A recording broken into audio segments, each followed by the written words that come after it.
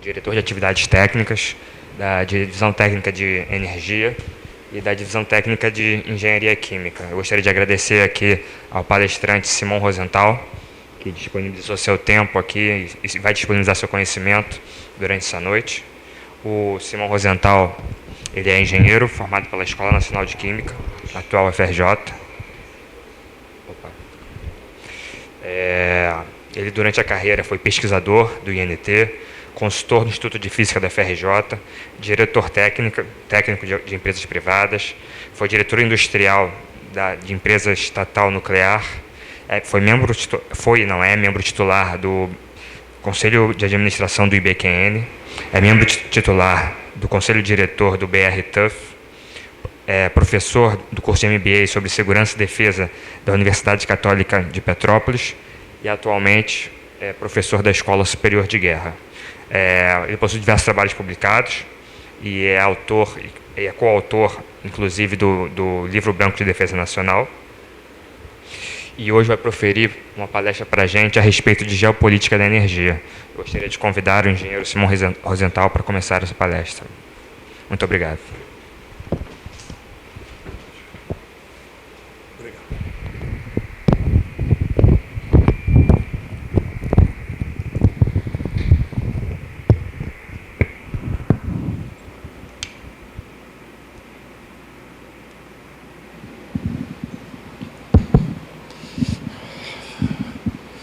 Bom, em primeiro lugar, boa noite. Boa noite a todos. Agradecer pela presença de todos aqui. Agradecer a atenção da Diretoria de Atividades Técnicas, da Divisão Técnica de Energia e nós, eu e Pedro, que somos da Divisão Técnica de Engenharia Química. A gente sempre procurando trabalhar junto para, na medida do possível, fortalecer de forma integrada o Clube de Engenharia. E o assunto que nós vamos conversar hoje é geopolítica da energia. Esse é um assunto que eu tenho a certeza que todos os senhores consideram da maior importância. Isso muito importante para o Brasil e para qualquer país do mundo. E vamos adiantar o trabalho. O sumário, nós vamos seguir esse sumário. Introdução, considerações preliminares, planejamento energético e planejamento Brasil, situação atual, matriz energética, fontes geradoras de energia. Nesse capítulo, fontes geradoras de energia, nós vamos abordar muito rapidamente, devido ao tempo, fonte por fonte, as renováveis, as não renováveis e as alternativas, evidentemente de forma rápida, não? Energia elétrica per capita, visão prospectiva e uma conclusão. Introdução. Bom, esse é um assunto complexo, extenso e polêmico. Complexo e extenso nós vamos ver nessa hora que nós temos aí pela frente. E realmente é um assunto bastante polêmico. Nós estamos vivendo uma época da história, digamos um meio século de história, onde está havendo uma transformação radical nas matrizes energéticas do mundo todo.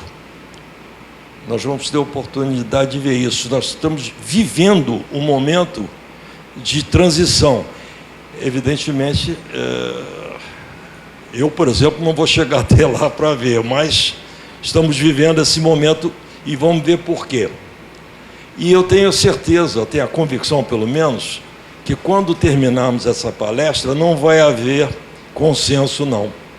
Porque, em muitos casos, são tantas fontes geradoras de energia, são tantas situações, são tantos prós e tantos contra, que é impossível ter um consenso. E muitas vezes não há certo e errado. Há um caminho A, um caminho B e um caminho C. E outra coisa que eu gostaria de dizer, não, na minha opinião, não existe fonte geradora de energia desprezível. Todas elas merecem a sua devida atenção. Ângulo de visão é o seguinte: se estivesse aqui agora no meu lugar o Zimmermann, o Thomas Kuhn, eles fariam ótimas, excelentes palestras, como sempre, com o mesmo assunto que eu estou tratando, com o foco de plano de governo. Se tivesse aqui o Adilson de Oliveira, que é do Instituto de Economia da UFRJ, ele faria uma belíssima apresentação, como sempre também, mas o foco é a parte econômica e financeira do assunto. Se tivesse aqui o professor Bertelli, da Fiesp, ele mostraria a visão do empresário privado sobre o assunto. Então, quem assiste parece que são palestras de assuntos diferentes, mas não são, porque eles se encaixam. Eles se encaixam, ora há acordos e ora há divergências, há pontos de atrito. E quando há honestidade de propósito, esses pontos de atrito são até positivos, né? Porque quando há atrito com honestidade, dá desse tipo de discussão à nossa luz. E aqui nós vamos falar de que jeito? Ângulo de visão: planejamento, ciência, tecnologia, inovação e desenvolvimento. É o que nós vamos ver aqui agora. Considerações preliminares. Se alguém assistiu à palestra do mês passado, me desculpem, mas eu vou repetir 2 slides, porque eu considero fundamentais. Eu apresento esses 2 slides, seja qual o assunto que eu fale. A relação entre ciência, tecnologia, inovação e desenvolvimento de um país. Na atualidade, a diferença, o que distingue os países desenvolvidos dos demais é ciência, tecnologia e inovação. Sem exceção. No passado já foram outros fatores: extensão territorial, população, ouro, carvão, petróleo. Hoje não. Hoje é ciência, tecnologia e inovação. Então nós temos países desenvolvidos, países em desenvolvimento e países pobres. E o Brasil? O Brasil está aqui, país em desenvolvimento. Por quê? Não tem ciência, tecnologia e inovação? Tem, mas tem pouco. Pouco para as dimensões do Brasil e pouco para o potencial do Brasil. Vamos ver o caso do Japão, que é um exemplo muito bom para a gente perceber isso. É um país que há 70 anos atrás estava simplesmente destruído pela guerra, com 2 bombas atômicas. É um país de uma densidade demográfica enorme, é um país sem riquezas naturais, é um país que importa combustível, é um país que importa alimento, é um país que importa insumos, matérias-primas, importa tudo. No entanto, até há pouco tempo era a 2ª maior economia do mundo, foi agora ultrapassada há pouco tempo pela China, gigantesca China, né? A Coreia do Sul, depois da Guerra Mundial, veio a Guerra da Coreia. A Coreia estava destroçada. Hoje em dia, a Coreia já é um país desenvolvido. O que é que eles têm? Ciência, tecnologia e inovação. Riquezas naturais não tem. Vietnã, depois veio a Guerra do Vietnã, mesma coisa. E outros, Singapura, Irlanda também. Irlanda, já na parte da Europa, é um país pobre, pobre em relação a riquezas naturais, mas que entrou com ciência, tecnologia e inovação para poder se integrar à comunidade europeia. Malásia, há 50 anos atrás, 40 anos atrás, Singapura, Malásia, hoje em dia são países emergentes chegando, já tangenciando o desenvolvimento. Eu coloquei China e Índia, que são países complicados, são países com populações imensas, mas que vêm, cada um ao seu modo, crescendo e crescendo muito. Se eu estou dizendo que ciência, tecnologia e inovação é importante, é o que diferencia os países desenvolvidos dos demais, Seria ciência, tecnologia e inovação a solução? Como? Vamos botar 500 centros de pesquisa, etc. É isso? Eu creio que não. É o que eu penso mais nesse que a gente chama de elos da corrente. O que vem a ser isso? Primeiro, ciência, tecnologia e inovação. É onde nós queremos chegar. Só que, não esqueçam de elos da corrente. Existe um pré-requisito para chegar à ciência, tecnologia e inovação. Educação. Sem educação é impossível ter ciência, tecnologia e inovação. São dois elos dessa corrente. Saúde é mais um elo. Sem saúde, menino doente não aprende, não consegue ter educação. E aqui no Brasil nós temos uma parte importante da população que vive em locais insalubres, se alimenta mal. Portanto, saneamento básico e comida são fundamentais para ter saúde. No dia que ampliar esses dois quesitos, vai esvaziar as filas dos hospitais. Hoje, com tanta gente, muitos deles por doenças derivadas justamente de má nutrição e falta de saneamento básico. Agora, como é que o chefe de família ele vai proporcionar essas condições favoráveis aos seus entes queridos? Ele precisa ganhar dinheiro. Para ganhar dinheiro precisa trabalhar. Aonde? Indústria, comércio, mineração, agricultura, pecuária, meio ambiente, esporte, cultura, lazer, energia, transporte, comunicação, defesa, segurança, justiça, finanças, dinheiro é fundamental, e planejamento. Sem planejamento fica muito complicado resolver alguma coisa. E o Brasil no Brasil não existe a mentalidade de longo e médio prazos de planejamento. Nós só trabalhamos a curto prazo, nós trabalhamos com orçamentos, jamais com planejamento. Jamais não, em alguns casos. Então vejam, nas poucas vezes que o Brasil trabalhou com planejamento juntamente com ciência, tecnologia e inovação, deu show. Eu dou alguns exemplos. A Petrobras, os senhores podem dizer, a Petrobras, com essa confusão toda de hoje, a Petrobras não nasceu hoje, né? Ela já vem de longe e tem uma vida com um currículo que me permite dizer que ela, até pouco tempo atrás, ela sombreava com qualquer uma do mundo.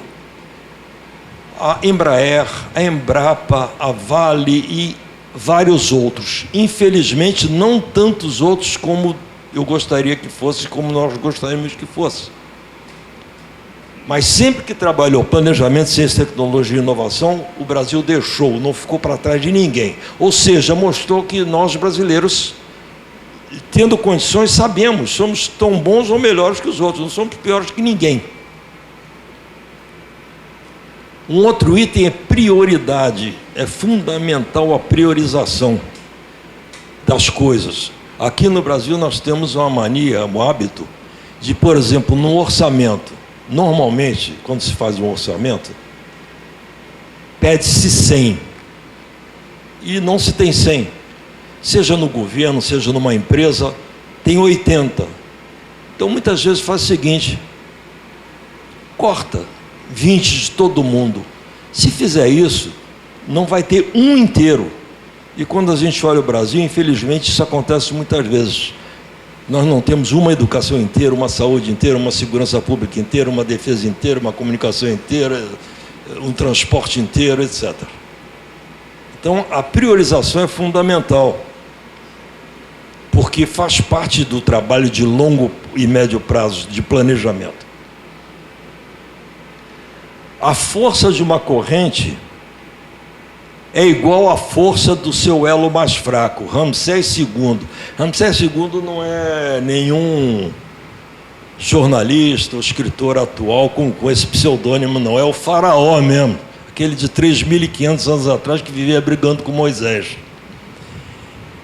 E há 3.500 anos atrás a gente já sabia disso. Nós ainda, hoje aqui, no século XXI, ainda precisamos aprender.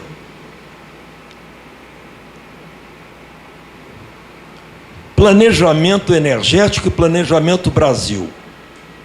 EPE, Empresa de Pesquisa Energética, planejamento do setor energético. Eu falei que o Brasil não tem o hábito de trabalhar com planejamento. Acontece que o de energia é uma exceção.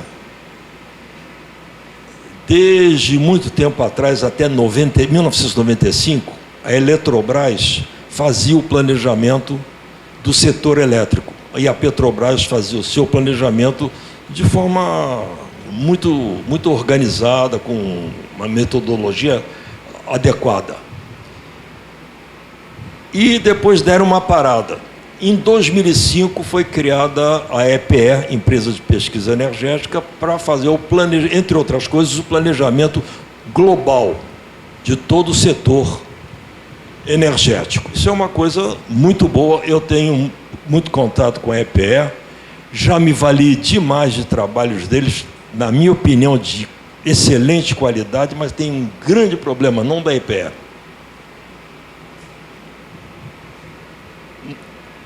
Vamos em frente um pouquinho aqui, depois eu avanço.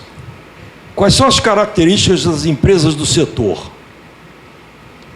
Empresas bem estruturadas, equipes competentes, planejamentos, metas, prioridades e respeito ao meio ambiente. Eu estou me referindo à Petrobras, estou me referindo à Eletrobras com subsidiárias, etc. Desde o início, era esse jeito que essa turma trabalhava e respeitada lá no exterior.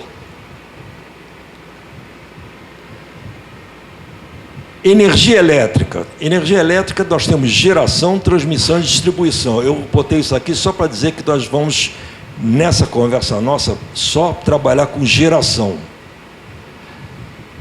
No que se refere a transmissão, eu quero só dizer uma coisa, que nós temos a maior rede, a linha de distribuição do mundo. Ela é tão grande, ela vai desde o sul do Brasil ao norte. Se plotado no mapa da Europa, é como se fosse de Lisboa a Moscou. Só que ela vai subindo pela costa.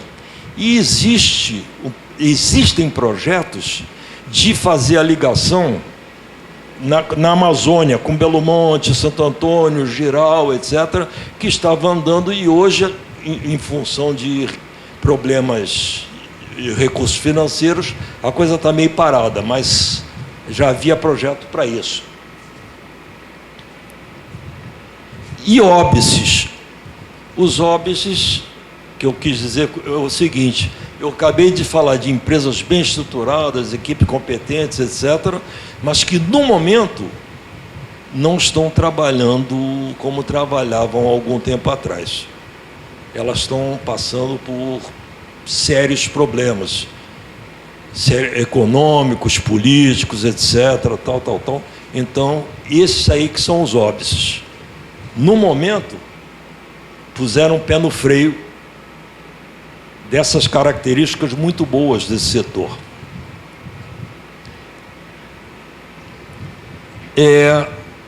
Eu falei que, antes de entrar no PAC, eu falei que no Brasil nós não temos, não costumamos trabalhar com planejamento. Alguém pode dizer, e o PAC? Isso aí não é planejamento? Eu diria não. Planejamento é dinâmico.